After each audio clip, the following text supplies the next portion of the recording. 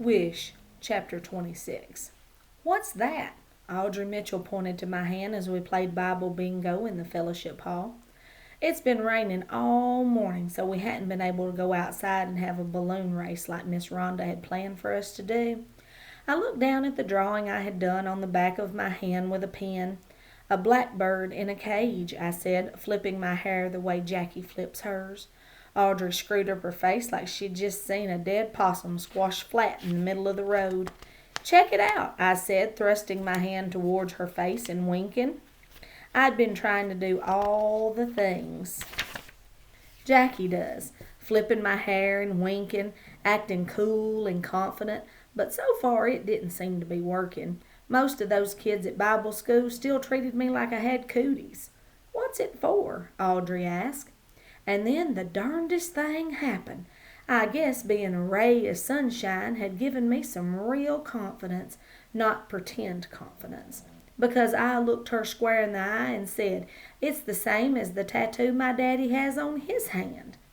The minute those confident words came out, old Mr. Doubt tapped me on the shoulder and said, "Now look what you've done. She's going to ask you where your daddy is, and then what are you going to say?" But miracle of miracles, Audrey did not ask me where my daddy was. She just said, "Oh," and studied her Bible bingo card. So I pushed Mr. Dowd aside and said, "His name is Scrappy, and he's getting corrected." Audrey put another token on her bingo card. "What does that mean?" she said. "Means he's getting corrected," I said. "He'll be home any day now." "So then you're going back to Riley," she said. At that, Howard's head shot up from his studying his bingo card, and he stared at me. Yeah, I said, "Sure." "When?" Howard said. I shrugged. "I don't know. However long it takes for Scrappy to get corrected, I guess." Suddenly, my confidence began to spin out of control, faster and faster, until it rose right up through the ceiling and out the roof of Rocky Creek Baptist Church, disappearing into the sky and leaving me there in the fellowship hall with a stomach ache. I licked my thumb and wiped at the blackbird tattoo, leaving a smudgy black spot on my hand. Suddenly somebody yelled, "Bingo!" and Miss Rhonda clapped her hands and pointed to the table full of prizes, coloring books and glittery pens and erasers shaped like Noah's Ark. "Clear your cards," Miss Rhonda said. "Let's start a new game." Later that day, me and Howard sat on the Odom's front porch steps watching Wishbone and Cotton playing in the sprinkler. Cotton jumped over puddles of muddy water while Wishbone scampered along behind him, ears flopping and tail wagging. "I've been wondering about something," Howard said, scratching at the mosquito bites on his freckled legs. "How come you shoved TJ at Bible school yesterday?" "What do you mean?" I asked. "I mean, why'd you shove him?"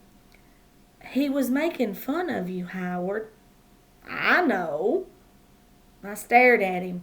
His eyebrows were squeezed together over his glasses, and he looked so serious, for a minute I almost laughed. But then he said, "He was making fun of me, not you." "Then you're the one who should have shoved him," I said. "Nah." "Why not?" I said. "Why do you let kids make fun of you and you don't do one darn thing about it?" "'Cause I'd be shoving somebody every day of my life." So? So what good is that? We sat in silence for a few minutes. Cotton was stomping in the mud and Wishbone was snapping at the water swirling out of the sprinkler.